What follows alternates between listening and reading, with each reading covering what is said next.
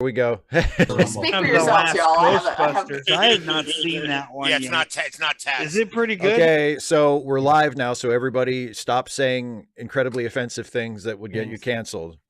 Yes. Ensign's not for you. I'm sorry. I'm one of those people that tried to cancel. I really like the animated series with the snort.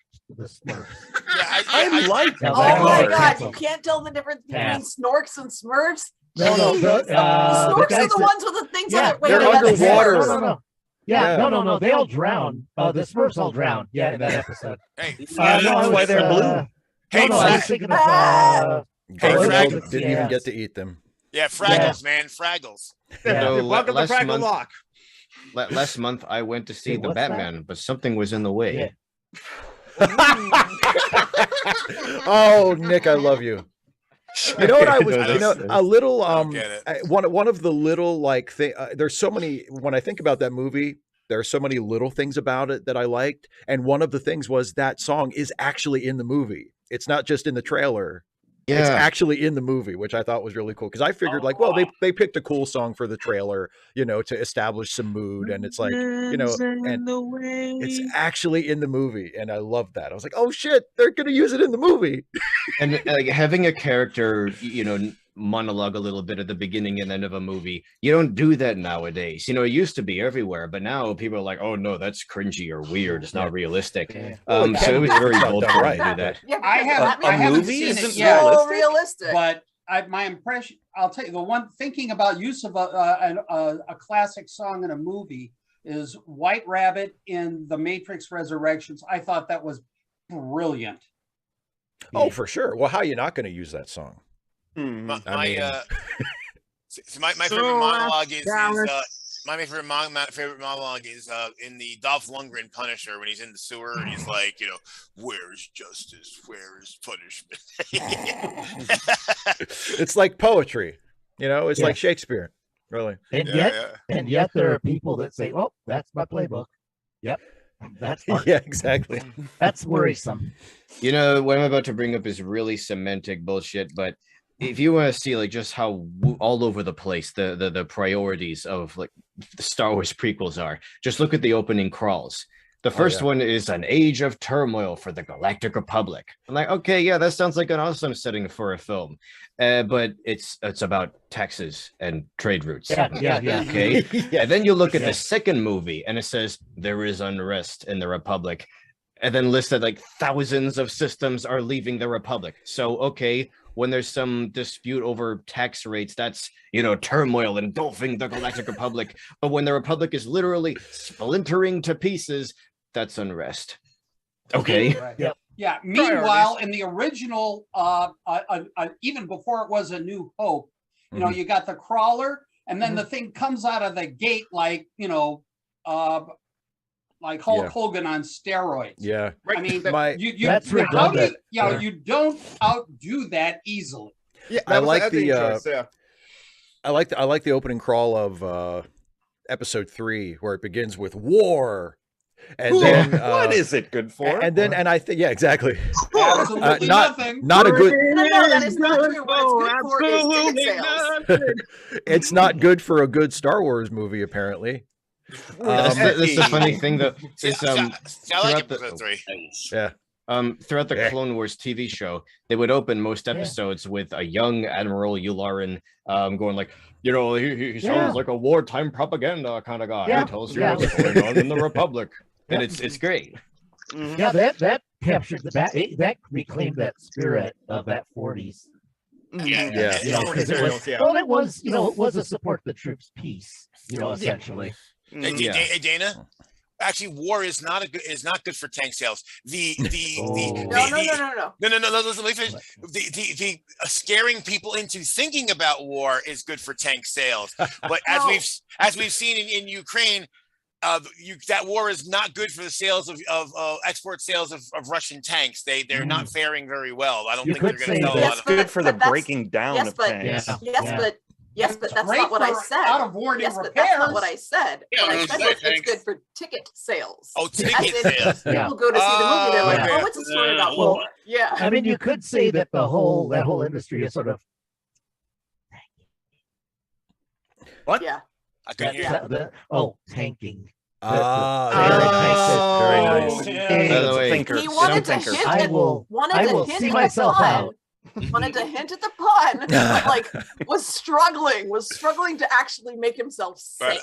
I wish I had stock in Raytheon right now, though. War is good for business. War is good for business, and peace is good for business. Are back to back. I seriously can't stand 34th and 35th rules of acquisition. I seriously can't stand all the like the reporters who are asking, "Were you too quick to rule out World War III?" I'm like, you idiots! Why are you like foaming at the mouth for? It's like they're like in Don't Look Up. War is good for news. Their thinking is so terminally short term. It's like in Don't Look Up. You know, they're mining the meteor before it kills us all. Joe. Yes? Raytheon used to be one of my customers, and more specifically, Raytheon in Amherst, Massachusetts. Now, do you know what they made at Raytheon in Amherst, Massachusetts? Not offhand. Radar hardware for the PAT. Oh, for the Patriot. Okay. You betcha. That didn't turn out too bad. No. You had to reboot it every so often, but The thing about the Patriot is it's an exceptionally flexible platform, and it's designed to be modular and upgradable, which makes it, I mean, look at this. They used it in '92 in the Gulf. 20 years, more than 20 years later. 30, yeah, crying out loud. Yeah. Oh, Isaiah. Yeah, I'm very upset. Obviously, the horrible loss of life and just horrible destruction for no good reason. Mm-hmm. But if there's anything, obviously I try to look for anything positive I can look to, and for once and for all, I think this grinds to dust the idea that Russia is a global power, because if you can't handle the neighbor that's next door, so people are, it's gonna be World War III. How you can't wage a global war if you can't wage a war next door? Yeah. Well, you can wage this. You can do that because keep in mind what kind of war is their budget for. And I'm going to throw it to Isaiah. I got the floor. Isaiah's had his hand up forever. Mm-hmm. I think the oligarchs in Russia are they're gonna out Putin eventually. One of his generals is gonna stab him. It'll be like like what happened to Caesar. As it comes to that. I just read, I've forgotten where I read it, but I think one of their generals actually committed suicide. Isaiah, by suicide by tank. Oh, that's interesting. But Isaiah, you had your point? Isaiah has something. Yeah, Isaiah. No, I was saying, speaking about the Patriot missile, I'm going to do a video about the Patriot missile the software malfunction. I'm going to do a video on that. Yeah. And I also did a video about the Silver Springs, Maryland crash. I know Steve is from Maryland, so. Mm-hmm. My one of my stepsons lives in Silver Spring. Mm-hmm. You could be my Silver Spring. I don't know that song. You don't? No. Well, the rest of us aren't from. Well, not Silver Spring. Well, you don't have to be. Is it a Stevie Nicks solo song or is it a Fleetwood Mac song? I think it's a Fleetwood Mac song. Look at that. You don't even know. I know Stevie Nicks does the vocal. I just don't know if it's Fleetwood Mac or if it's a solo song. But anyway, I love Fleetwood Mac. I love Fleetwood Mac too. How many black people love Fleetwood Mac? Probably not. Well, there's you. Isaiah Taylor, at least one. Sirius is also likes it too. So yeah. Dude, hey, the entire community of black people who like Fleetwood Mac is here. Both of us. Hey, I'm used to that. Sample size 100%. Growing up as a child in a fairly white town, pretty much the black neighborhood was wherever I was standing. that's how. Yes, but here's what we want. Here's what we want to know: which side of the tracks was it? We didn't have tracks. They didn't have tracks. No tracks. See, they're so poor they didn't have tracks. No, we had basically it was like. It's what's called a bedroom community where basically, the highway was there and then stores cropped up to service the highway. And then people said, hey, I want to live near where I work. Because it had all been farmland. And then like apartment complexes and housing developments sprang up and there's no town center. It's just kind of this sprawling, it's like 44 square miles of sprawling, and it's a combination of basically suburban and rural. Yeah. My dad actually liked this song. They had record the Edmund Fitzgerald, and he Ooh, was I love like that darker song. than me. And he loved that song to death. So That's a good song. yeah. By the way, I'm Silver definitely gonna Springs make a is video officially a about the Fleetwood Mac song. I Fitzgerald. looked it up. Yeah, that's good to know. Yay, internet! Yay! And on a related note, this space is a safe space for genderqueer and non-binary people because I am here. This space is and someone else is also here too. Casey, yes. Huzzah! Yeah. Real fast question. You mentioned the Silver Stream crash. Are we talking about which crash? What crash? Which one? I mean, I'm seeing a bunch of them here, and I'm trying to figure out which one you're referring to. Isaiah, which crash are you going to cover on your YouTube channel? Which the 1996 derailment of the Amtrak train and the MARC train. Okay. Yeah, apparently like one of the MARC train so as a railroad nerd, the tracks have like traffic light signals that are like red, yellow, and green. And I think the MARC train like ran one of the rail signals and like hit the Amtrak train. So. Oh, FYI, our friend Bovacat17, who is actually in Russia, is still like doing well because like see him posted in like Just Genders Discord server. So like he was unable to make it to like the Patreon hangout today, but like so far he's alive. So that's something. That's good. Yeah. That's good. If you can answer a post of his, do please wish him all our best. Yeah, absolutely. Oh yeah. Yes, I can. I'll just DM him. I can do that. Yeah. Nice. Yeah, because I was worried about him, because obviously they, I heard upwards of 15,000 people have been arrested protesting, and probably more than that. But that's just what we can hear about. And it's obviously an ugly situation. But I'll tell you what, man, the Ukrainian people are tougher than nails. Absolutely. Yeah, and Zelensky at the top. Zelensky is off the freaking chart. That man is astonishing, and he's a former comedian. Yeah. Well, I was watching somebody. We were talking to somebody last night, actually in the Got That Funk's hangout. Yeah. And we were talking about how in 2016 both nations elected an entertainer with two very different results. Yeah. Jesus. One of them turned out to actually be suited for the job. Basically, they elected their own version of Jon Stewart as where someone who's a comedian, but someone who's very politically involved. I'm sorry, calling Trump an entertainer is giving him way too much credit. It is very generous. It is very generous. Yeah. Well, I didn't say he was a good entertainer. He may not be entertaining, but he is an entertainer. Well, hey, look, they're unintentionally very funny. There were audiences that like watching him for reasons beyond my comprehension, but not all pain is humor. Yeah. No. Also, the other thing is, don't forget, he you can use these words in your own sentence, but he is a SAC member. Yeah. Well. I mean, and the thing is, Trump was more, Benny Hill than Andy Kaufman, but Oh boy, and I mean, honestly, you're being really mean. You're being really mean to Benny Hill there. Yeah, agreed. Yeah, I know. But I run around the field now. That's true. That's true. Yeah. As much as I can't stand Benny Hill, is, to my knowledge, is not a fascistic autocrat. I tell you what though, if you watch the Trump presidency at double speed with yakety sax playing, it's way better. It's way better. It helps. How many Scaramucci's is a yakety sax? How many Scaramucci's? I seem to remember that was the press corps. That was the unit of time. The unit of measurement. 3 weeks, right? Look, just getting serious. 11 days was just a Scaramucci. Hold on. Okay, Nick has a point. Yeah, Nick. Just getting serious for a sec. I really think Facebook just needs to die in order to save society, because at first I used to think it was mainly old people who don't understand how algorithms work or whatever, and who would see their feed and think everybody else is seeing the same feed, and they get radicalized by these conspiracy theories. But no, it's happening to some young people too. Like a couple of people that I used to be neighbors with, when we were kids. And they have completely fallen for the conspiracy theory nonsense.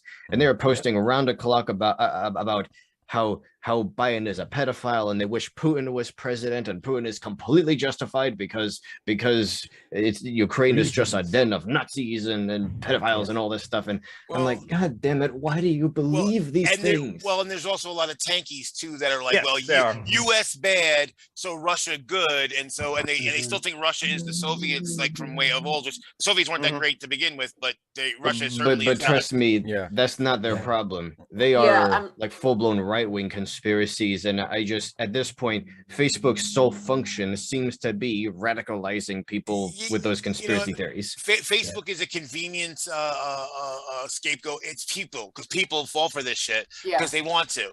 Yeah, also because they can't be bothered to think. Right. Algorithms are based on what people want to have around them. Yeah, it's a feedback loop. I know it's a weakness. People want to get into their own bubbles and they want to see a train wreck, in slow motion. Rage is a good way to drive engagement. The problem is, over time, it feeds you more and more of what it thinks you like, more extreme versions of what you like. And so you do end up being directed, into this corner. And social media is facilitating that feedback loop to an extreme degree. If there was no algorithm driving engagement, if the websites were just like impartial and the data was all treated equally, you wouldn't see this problem as much. The thing is, most people don't even know how these algorithms work. So they don't know that they're constantly being manipulated. They just think that what they're seeing is normal. Yeah, it's worse. It's worse than feeding it. It's amplifying and providing positive feedback, which is why you're getting into a runaway. I want to make a point here. A couple of nights ago, on the 11th hour, Lawrence O'Donnell was interviewing a gentleman from Ukraine who has a Russian father who is living in Russia. And of course, the gentleman in Ukraine is trying to get across to his father that, that, hey, we got a shit show going on here. And apparently the first encounter he had with his father was the equivalent of a slam phone. Although I dare you to try to slam a cell phone anymore. It doesn't work very well. But apparently there have been subsequent contacts and his father's starting to recognize, wait a minute, there's something happening here. What it is isn't exactly clear, to borrow from Buffalo Springfield. There is a man with a gun over there. There's a man with a gun over there telling me, it's step-by-step process is my point here. I mean, I'll guarantee you that gentleman in Ukraine ain't alone. And I'll guarantee you that, it's going to be a slow, painful process. But at some point or other, the wall is going to crack. Well, and what gets me to anybody, because there's a lot of people out there doing the both sides crap, and sometimes it is both sides. But when Switzerland and Sweden choose to take sides, something is different. When the people who have made neutrality their whole thing, money and neutrality. Well, I can understand Sweden that like taking it aside. They're kind of like nearby, but Switzerland is like taking it aside. That's like. So I'm actually part Swiss, and that was something that I came up with an idea, because our library does screen printing and vinyl stickers that you can iron on. And I said, I want to make a shirt that says, it's the green St. Patrick's Day shirts say, "Kiss me, I'm Irish." I want one that says, "Leave me alone, I'm Swiss." Okay, I have another follow-up joke to that, because my sibling-in-law had posted this, like, on the St. Patrick's Day, everyone says that they're Irish. They're proud to be Irish. It's not the Scottish. The Scottish are always Scots. But I'm also part Swiss, my mom's side, but also part Swedish and part French, Dutch, 1/3 English, and my mom was half English, and then a lot of different things, including one sliver of Potawatomi, like a great-great-grand-aunt and stuff like that. But I'm also part Scottish, and Scott's my last name, so there you go. So I'm what my sibling-in-law's aunt calls a blended Scotch. You're not single. There's some good blends out there too, I'll tell you what. Very nice. Oh my goodness. Thank you for the rim shot, as it were. You know what? I'm gonna go like put my hand down and let Joe McClory go next because I kind of forgot my point. Or like it was onto a serious topic. I did have a point about like capitalism and the algorithms, and like so I'll just leave it at like listen to Behind the Bastards episodes on like Mark Zuckerberg, Facebook, the Facebook Papers, and YouTube as well. Because one thing about like in the YouTube episode that like Wait, Random Geek, didn't you say you were gonna let somebody else talk? Yes. I'm just saying. I'll let someone else talk after. Yes, you're right. Now that you've interrupted him, it'll take even longer. I'm so sorry. I talk really fast, so it'll be like this. In Robert Evans' episode on YouTube, the algorithm there kind of like led some like innocent children's videos, like parents just like taking a video of like their child running around in their diapers or their underwear, something like that, and the algorithm led those videos over to like pedophiles. No, actual like people who are into that sort of thing that want to watch that sort of thing. So listen to Behind the Bastards episode on YouTube and Facebook, the Facebook Papers, Mark Zuckerberg, and the It Could Happen Here on like a Meta, that sort of thing too. Now I will finally yield the floor to Joe McClure, who has his hand up. It's kind of funny because that was actually the topic that I wanted to go on, because some people were saying that the algorithm just feeds you more of what you want, and it's worse than that because it doesn't, because the algorithm is funded or is calculated to go with the preferred, you know, the advertisers and the people who put money into those companies. So it doesn't only give you more of what you want, but it also tries to slowly lead you into the direction that the people who are funding it, who, because that's where the money lives, tends to be further right. It actually is steering away from goodness. Also, the YouTube and not just feeding you what you want. Yeah, it like feeding you what you want with a seasoning of, hey, companies are good. Yes. Also, like the YouTube algorithm would go with more extreme views, as it were, because the more extreme views kept people on the platform, on the app longer, and gain more clicks. And they wanted that further engagement. And Alex Jones benefited the most from that, because any obscure conservative right-wing video you may be watching, you will get an Alex Jones video in the sidebar, as it were. Now, Lauren, you can have the floor. The one thing I just wanted to throw a quote in here. I have probably cited this more times than I can hope to count, but for those of you who have seen Good Night and Good Luck, you know this one. I love that one. I've searched my conscience, and I can't for the life of me find any justification for this. And I simply cannot accept that there are on every story two equal and logical sides to an argument. And of course, that is like Edward R. Murrow. Yep. Yes. It's like what, 60 years ago? I mean, it's not a new idea. Over 60 years ago. In the 50s, yeah. Yeah, it was great. That was when they were engaging those two Air Force colonels regarding the investigation of the gentleman from Michigan who got basically kicked out of the Air Force for having a father or some relationship who was reading a Serb newspaper. Yeah. And that's swell. Yeah. The McCarthy is in there. That's a really, and for anybody who's never seen that film, that is a fantastic film. It is a good movie. Yes, I agree. I grabbed it the second it came out on DVD, and I probably watch it at least once or twice a year. Yeah. Well, you know, and this brings up what I alluded to earlier, the both sides crap. That yes, sometimes there's more than two sides, right? Sometimes there's multiple sides that have validity, and sometimes there's really not.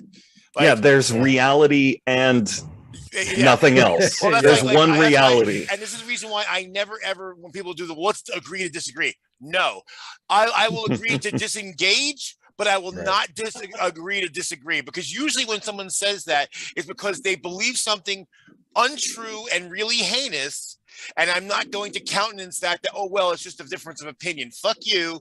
You don't get to decide that other people don't get to have rights or don't get to exist or anything like that.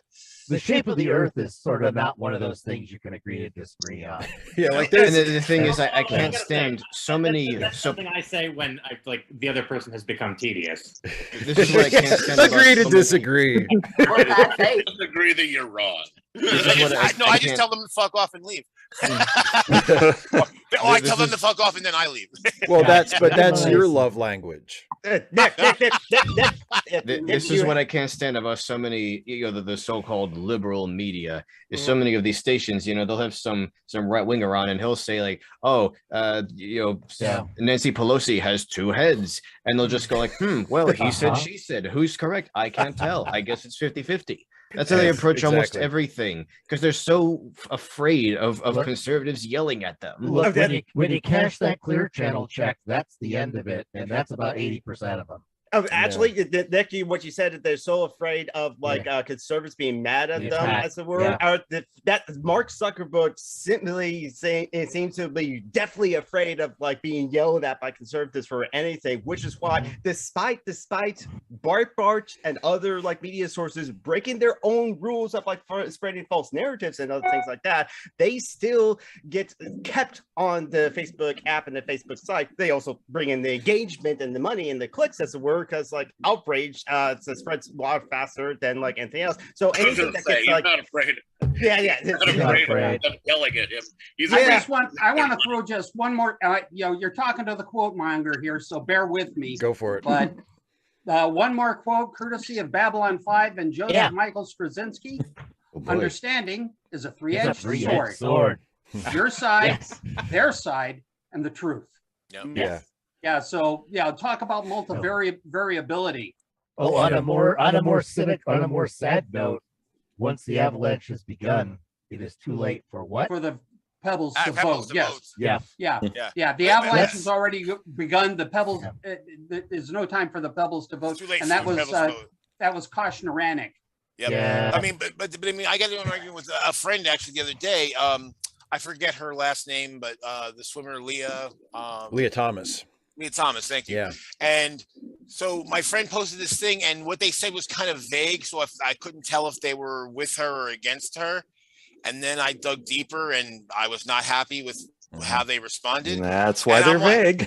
And I'm but there's no evidence to show that this is a problem. All the evidence, in fact, as other people have pointed out, is that in that same competition, she finished 8th in one thing and 5th in another. The transes are taking over. Yeah, exactly. So they only ever bring up any time a trans person wins, and they ignore all the times that trans women lose. Because it's always about trans women. They don't care about trans men. Because they're coming from if I signed as female at birth, so they don't think that that's an advantage in any way. Plus, of course, we know that women in general do better in endurance events than men do, but we'll ignore that. Yeah, giving birth.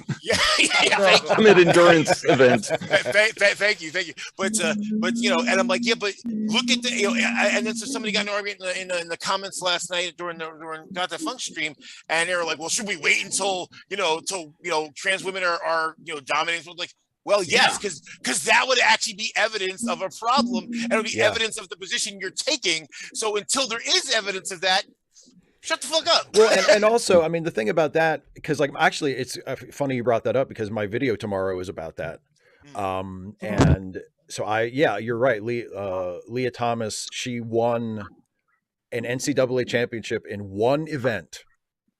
And these transphobes completely lose their minds and try to use this to whip up this moral panic about, trans people are taking over and it's not fair. They're going to destroy women's sports, blah, blah, blah, blah, blah.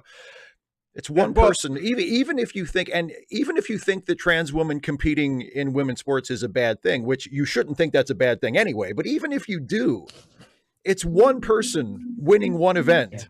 Right. But it's a slippery slope. Calm down. Look, we allow men to marry men, then what's stopping them men from marrying goats? Dogs and cats living together. Where's the song says there's a new Mother Nature. Well, the other thing too is all the people, every single person that is saying this has never given a fuck one whit about women's sports ever. Exactly. All of a sudden they care because one trans person won one event.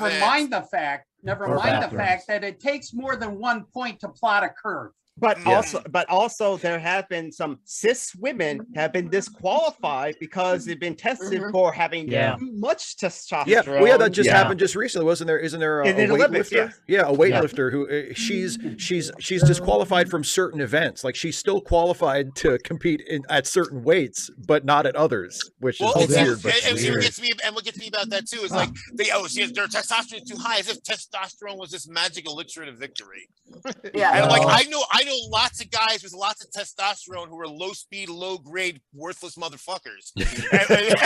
You know, and they're not doing anything. And another thing that a lot of people don't either, they honestly don't know because they're just going off half cocked, or they're just so to speak. Or perhaps even less than half, but or they're not, or they're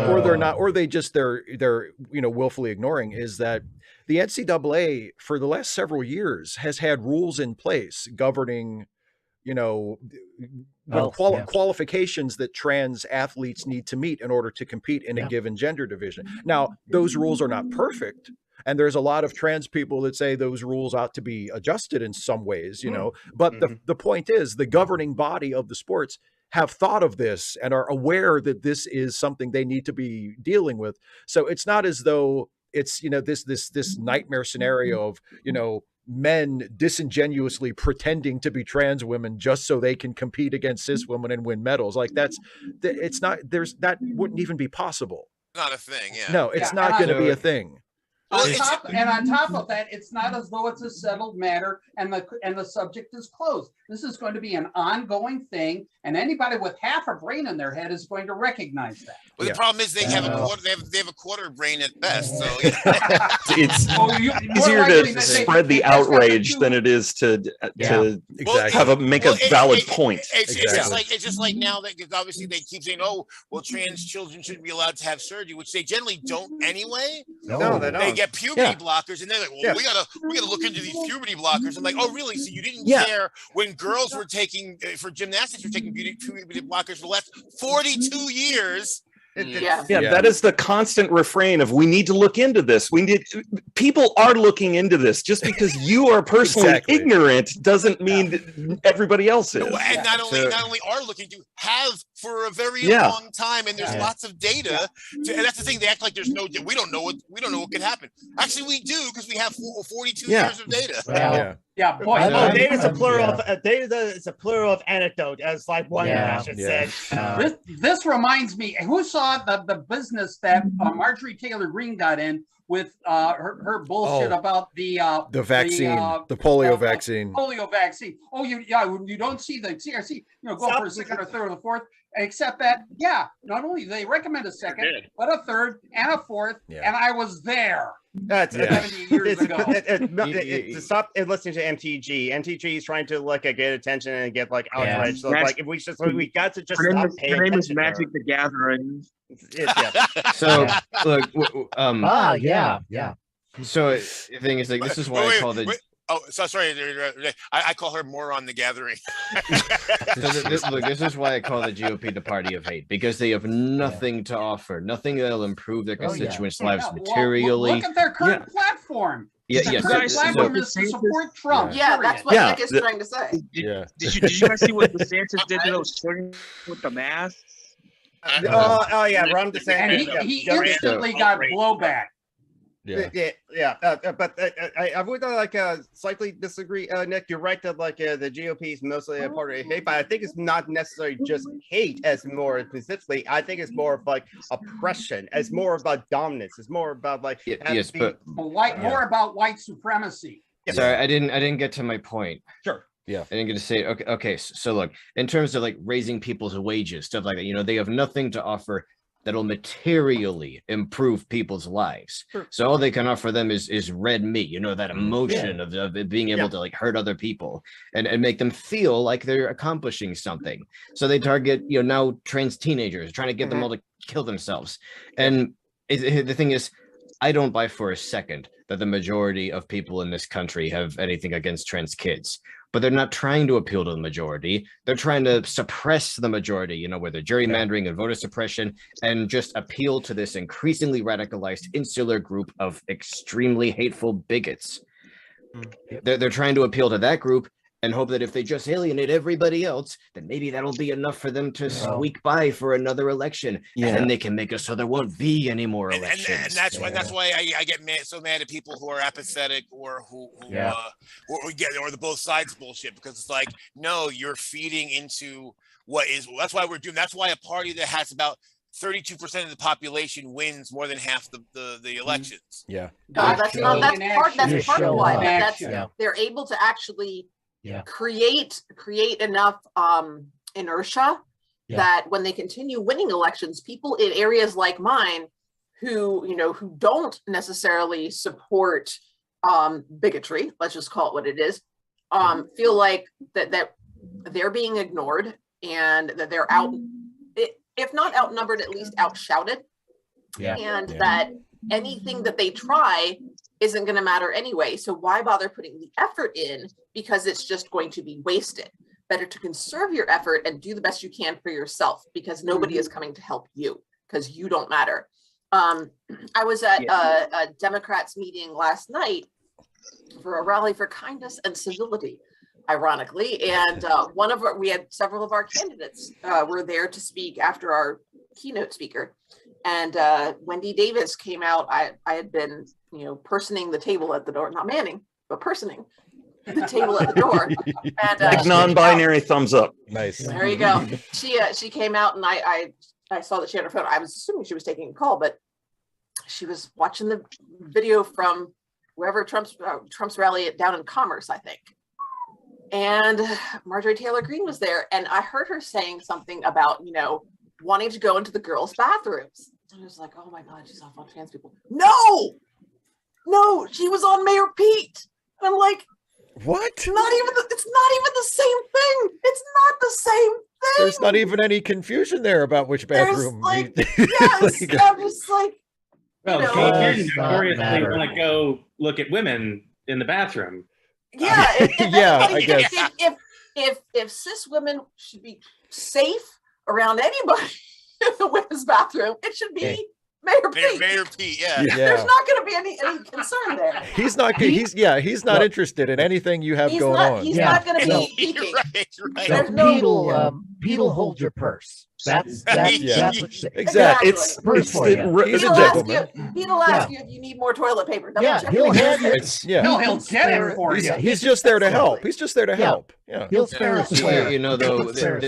Everything that's like blending together now. It's the CRT, gray goo. The CRT panic. The gays and the trans kids and all that. It's all blending together. It's all saying society is changing. Yeah, they're like, it's all the same thing. No, it's called grasping at straws. But what really gets me is the sex component of it. They're like, we don't want our kids hearing about this, and then as if we're describing positions to 5-year-olds. Yeah, exactly. But that's the thing. They make it sound. They actually lie and say that that's what's happening. But of course, the thing is, it's because these people are obsessed with what other people are doing. They think about it all the time. And what's amazing is like Cenk Uygur, I listened to him recently. He said that like years ago, he was in a bathroom and he just knows that something is off. And then he looks up and there's this guy just like peering down at him from the other stall. And that's how he sees the Republican Party. That's how he sees the GOP, especially. It's just going like, I want to see your genitals, and I want to know what you're doing with it, and all the details. Well, one of the most pernicious things about what they do, though, is because obviously they lie a lot. So what they do is they'll say things. They'll say that the left collectively, whether you're center left or far left and anything in between, they'll say that the left wants to do things that most people, if they heard, like, look, if you heard that somebody wanted to actually get into the nitty-gritty of sex with 5-year-olds, and and most people will go, that's probably not a good idea. So of course, it works on disaffected and people who don't pay a lot of attention, because they just say, well, that's terrible. And they're like, well, it would be if it were happening, but it's not fucking happening, and they don't go any further to look into it. But and the thing is, again, with me, I said last night in the Hangout about as far as like the voter apathy thing that upsets me, like, as you know, and you know, I don't know how Isaiah feels about it, but for me as a black man in America, my thing has always been, I know that there's no one coming, because Dana said up, you know, that no one's looking out for you. I know that there's no saviors. Like somebody I know who's an associate who's Republican, it was questioning me like, why do black people not vote Republican anymore? They used to be a solid, you know, Republican voting bloc prior to 1960. Why would we vote for Republican? They don't give a shit about us. Well, wait, but remember the party realignment. There were a lot of things happened. So prior to 1960, because it was the party of Lincoln, and it was actually a more progressive party up until at least until the 30s, anyway. Yeah. So Barry Goldwater. Yeah. So he's like, well, why did you guys go away? And he's like, and he brings up, oh, well, the Democrats that's where the KKK started. And I'm like, yeah, but that's way back then. But now the KKK votes with your party. Right. And I said that it's not that black people think that the Democrats are saviors, at least those of us who vote. It's that they're not going to actively try to harm us. Like they're going to pay us a lot of lip service and maybe throw us a few bones, but they're not going to really do that much.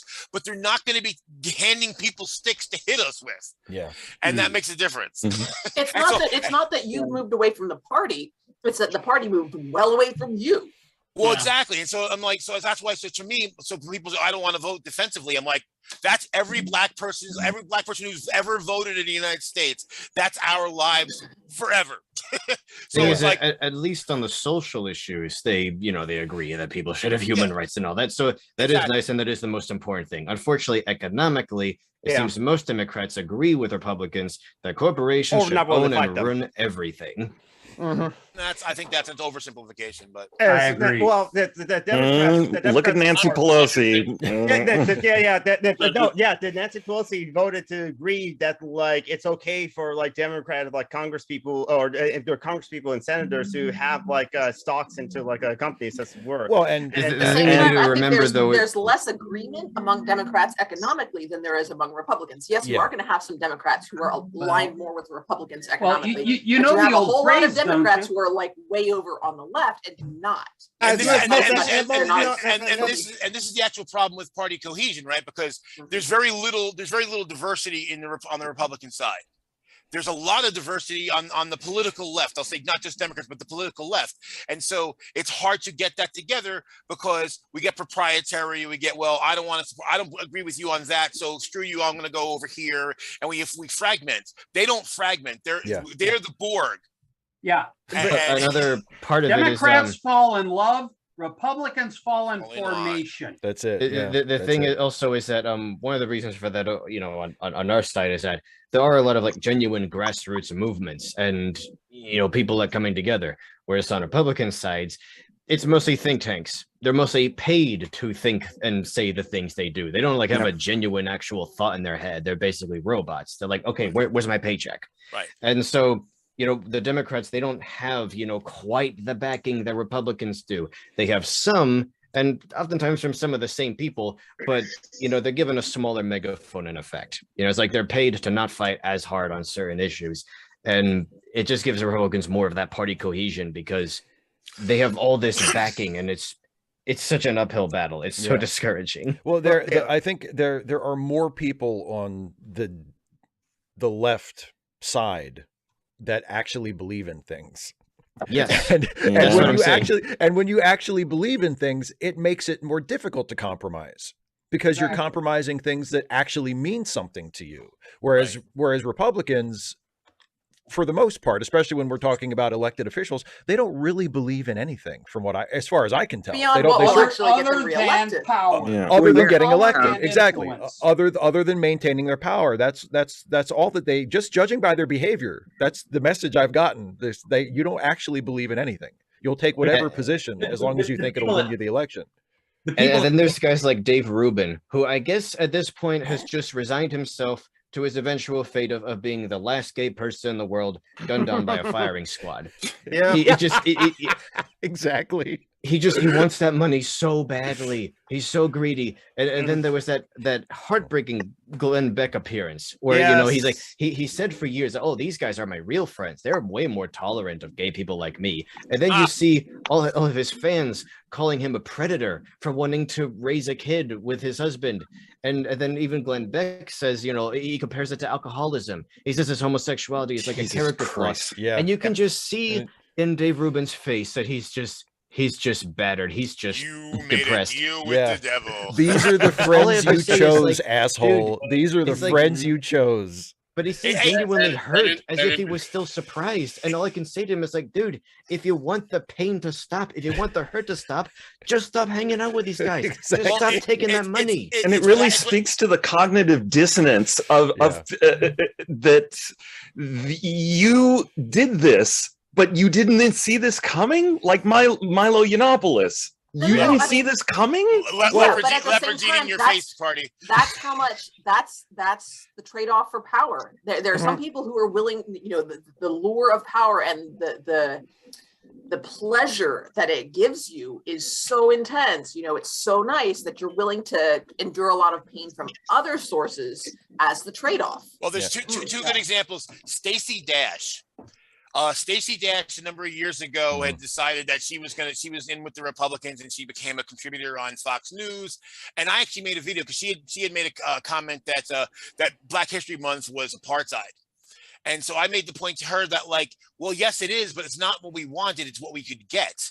That was the best we could do. Was that, and yes, I would love to not need Black History Month if they would actually fucking teach the accomplishments of Black people in America and what also has happened to Black people in America in regular classes. But you know, but all we get is this little tiny sliver. And I told her, I said, Stacey, one day you're gonna find that they don't like you, that you are useful to them. And when they're done with you, they're going to kick you aside. And that's exactly what happened. And then she came back like, oh, can I please be Black again? Can I be Black again? And Black people were like, yeah, go away. Yeah. Oh, the other example is actually the way the Republicans responded with Trump. This is a perfect example of what Nick was talking about. Is you had Ted Cruz say horrible things about Trump. You had Lindsey Graham say horrible things about Trump. You had what's her name? His campaign manager. What's her name? Conway. Yeah. Conroy. Kellyanne Conway. And Marco Rubio. Say horrible things about him. But then once he was the guy, they fell in formation. Yeah. Well, and also to touch on something that Dana was mentioning a minute ago too, it's not just things that they're willing to put up with, it's lies that they will tell themselves in order to like with Trump, where there were so many people who were like, well, I know he says he wants to do that, but he's not really going to do that.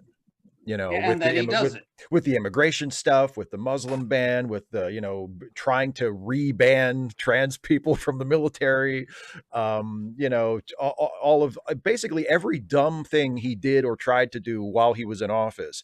It was something that he had said he was going to do during the campaign. The fucking border wall that he never stopped trying to build. He's not. He's just saying that to appeal to the base. He's not actually going to do that. Oh, really? I just can't comprehend being that greedy, wanting your taxes to go down that much that you'll throw your entire group under the bus and endure like all these punches to the gut. I don't understand. I would not be able to do that. I would not be able to do that. Because you're a liberal, because you're a leftist, because that's why you are. And you're not evil. Exactly. That's why you are where you are. See, that's why I'm starting to start to realize, you know, we make a lot, you know, this is why I push back on the Facebook thing. We make a lot of excuses for why we are where we are, why we do what we do. And it's really, we try to get kind of eschew the responsibility of things. And I realized, like, okay, the strong man, like the dictator, the authoritarian. You know, if you look at what this really juxtaposition on the right wing, these are the people, they're the hyper individualists and they hate government and no one's going to tell me what to do.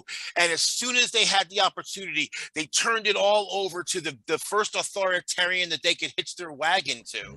Because the biggest daddy. Because at the end of the day, people don't really like making decisions because decisions come with responsibility. You have to take at least some moral culpability for what you've chosen. And that's scary, especially in a world that's increasingly complex and no one really pays attention to what's going on. So people like the illusion of choice, but they tend to actually favor somebody they can glom onto. I was actually talking to, I made a comment on Jenna Belk's Facebook page this morning about how, in the atheist community, what kind of blew up the whole atheist community that we had is because certain people got elevated to these like mythical figures, and it became very religious that people then became these defenders. And so instead of being the critical thinkers that we'd all like to think we are, instead people would throw out their critical thinking in an instant because Silverman said something, or Thunderfoot said something, or Pat Condell or whatever. Yeah, it fell into a hierarchy. Yeah, and exactly, or Sargon or whoever, and became no different than any religious group where we're going to just follow the leader, and if you say anything against the leader, then you're a heretic. Yeah, it became what I'm trying to say though is like even beyond throwing your group under the bus and all that, like forget empathy for other people. I just don't understand how guys like Dave Rubin are willing to take, that punch to the gut. I have too much self-respect to sit here and let somebody like call me an autistic, like call me the arsehole or whatever.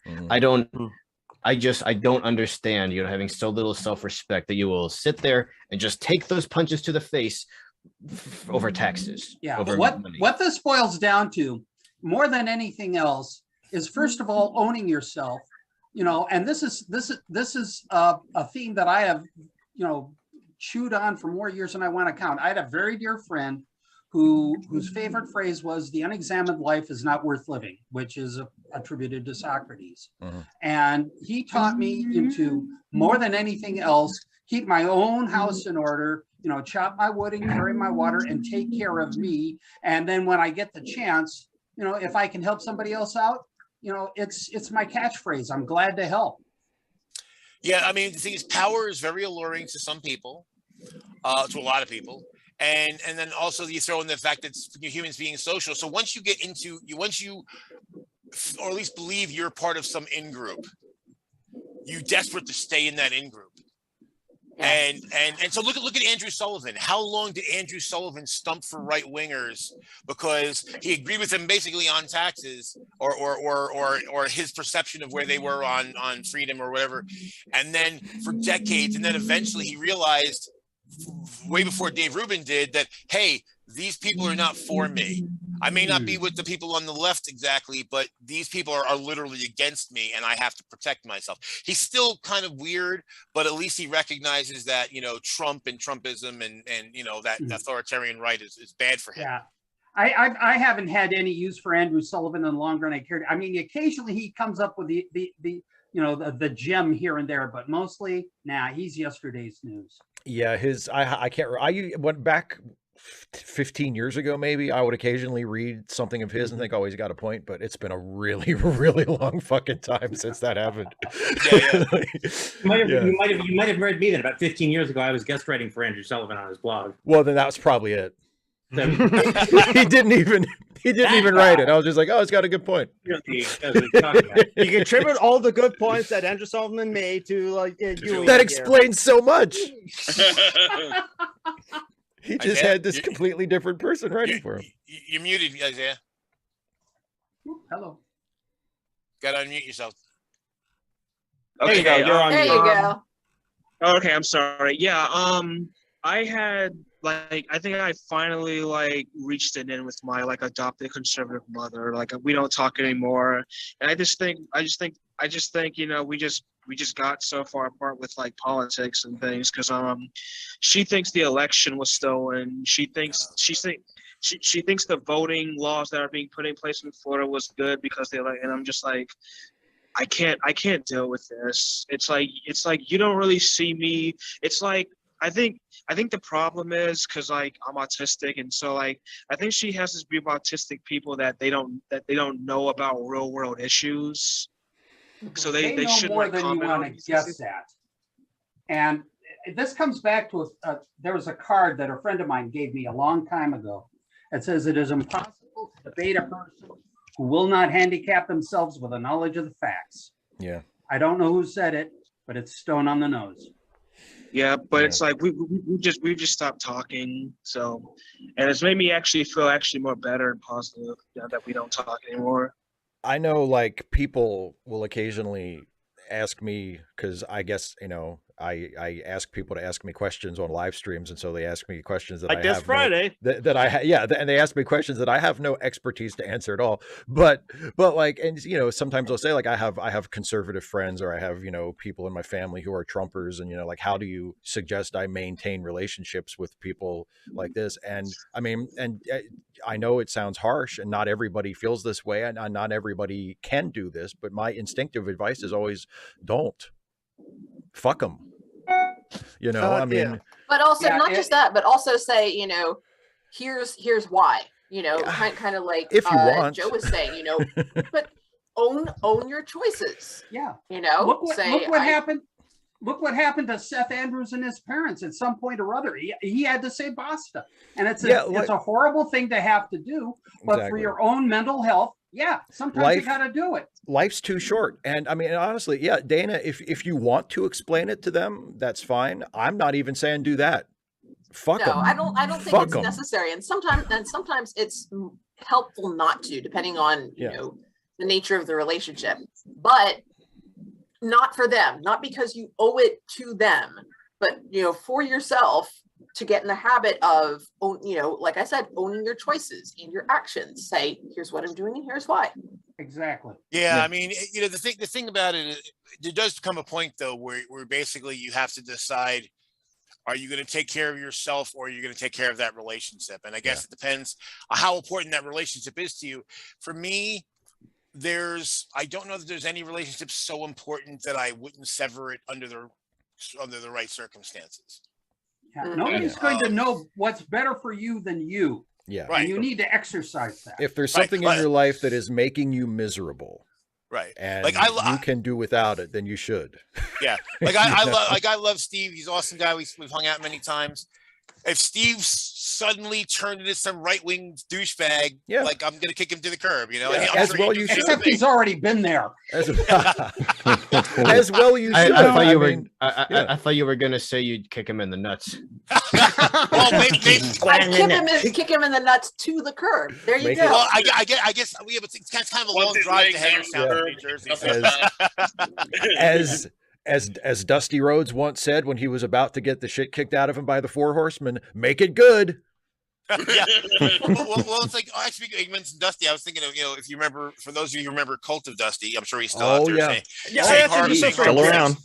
When we can only do our part. When he was first on, he wasn't saying any of the objectionable stuff he now says on a regular basis, and I liked him.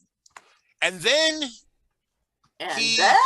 he started to reveal certain things about himself. And again, it may not, and here's the funny thing, he's one of those people, I'm not sure he necessarily believes any of it, because he made a video at one point, he put out a video at one point, and there was some backlash, and he basically said, look guys, you have to understand, I'm here to promote myself. He literally said this, and basically, you know, he's there for the commerce.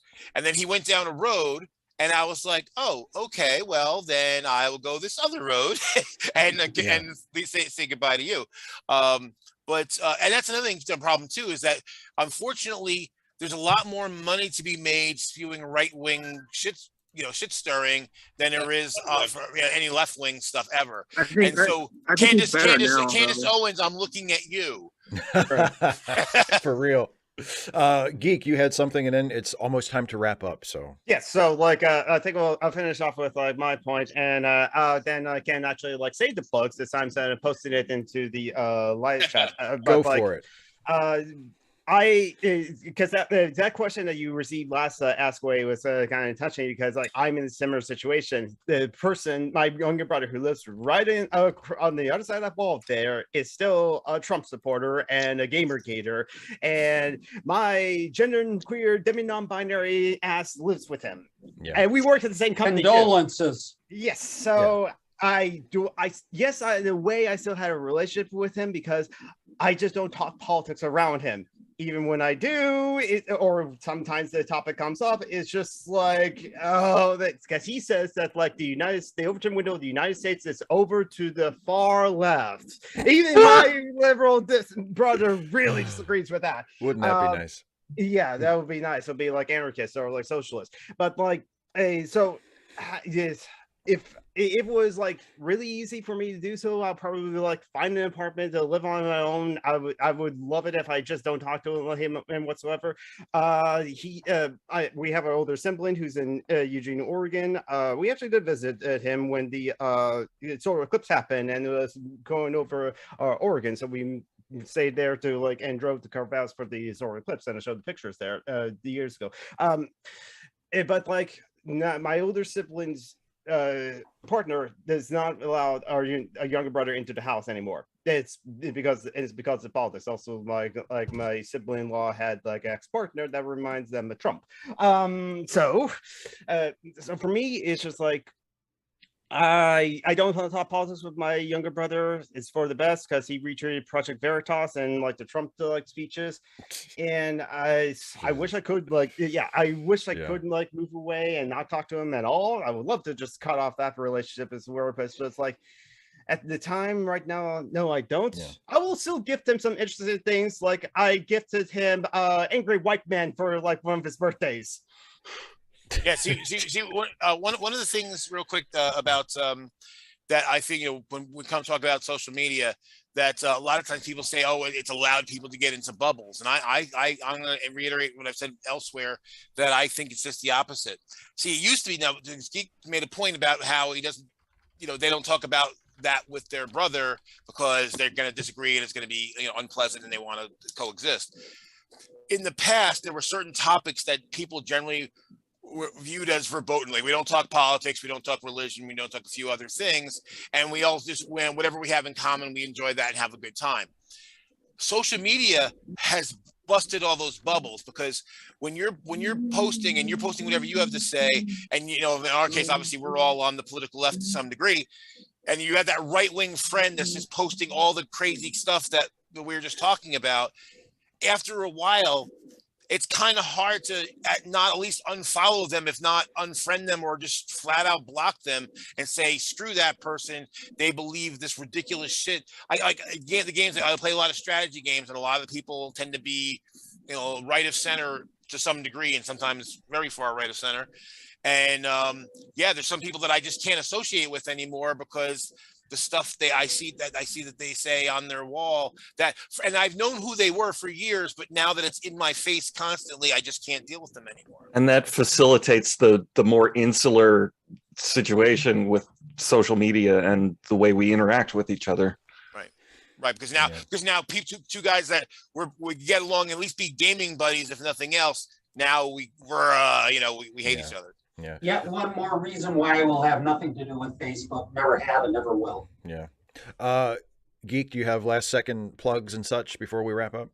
I'm posting in the chat. Okay. Yeah, I'm posting in the chat like so. It's just Alchemy later today. I put the link in the YouTube channel. Nick Anderson has a YouTube channel. It's in the live chat as well as the Nick Anderson's Patreon. You give Nick Anderson some money. You can pay for Nick Anderson's comics, Planet Ripple, by going to issues.io if you don't like Amazon for some reason. And Planet Ripple, I skipped PlanetRipple.com. No, there it is. It's Nick Anderson comic, PlanetRipple.com. That's where you get all the updates. Isaiah Taylor is in Zinzer Intelligence on YouTube. Isaiah has 82 subscribers now, and 87 subscribers. Whoa. And 26 videos going up, and he's planning to do another one. John Barber's not here, but he's part of another podcast, Dungeons and Debacles, a very different podcast, a heck of a lot of fun.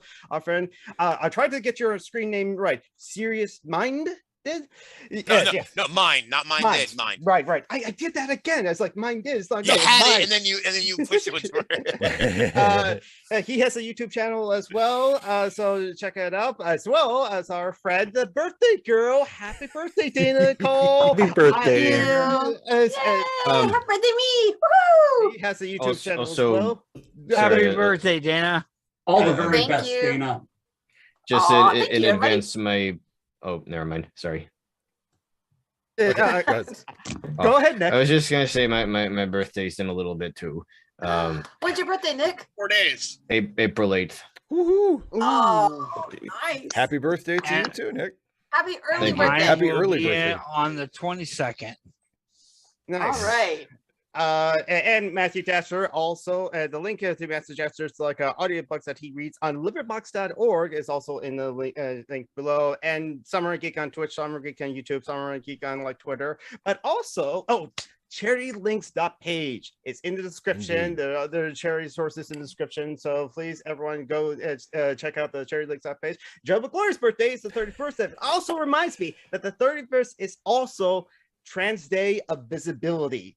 So that's the day where like all those trans and non-binary people are like, we're trans, you can't do a fucking thing about that. They can, unfortunately. That's the problem. They can. Well, yeah. Alas.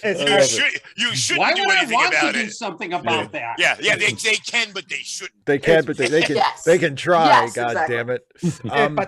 But yeah, also since like April 1st is the day afterwards. Yes, it's April Fool's, but some trans people, as Case Explosion said on Twitter, some gay people and queer people say I'm trans on that day to try to test you to see if you'll be accepting or not. Because you're not accepting, they can go April Fools. So just please, even though it is that day. I did that like 20 years ago, and I had no idea at the time. Did what? Wow. The April Fool. Hey, I'm actually April Fools. Wow. Okay, I'm done. Statistically, about 8 minutes until brain damage kicks in.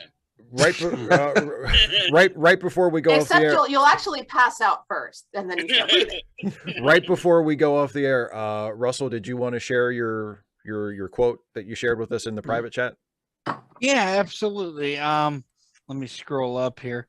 And despite the problems we have in the world, I'd like to quote a passage from one of my favorite shows. If nothing we do matters, then all that matters is what we do. Because the smallest act of kindness is everything. And I truly believe that. When I watched Angel season 2, it's the episode Epiphany, I was sort of in my rock bottom.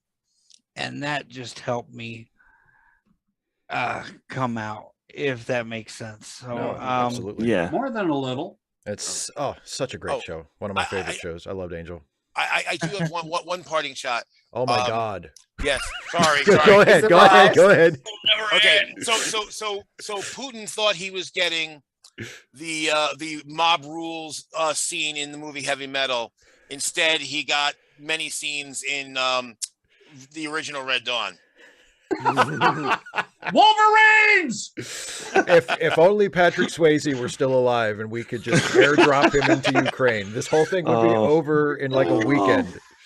Rest in peace, Patrick Swayze. Rest in peace, Patrick every day Swayze. is Patrick Swayze Christmas. That's how we're ending. Rest in peace, Patrick Swayze. You left us too soon. There's a war you could have fought that sadly now we'll never know how it would turn out. Absolutely. Because pain don't hurt. And nobody wins a fight. Thank you very much.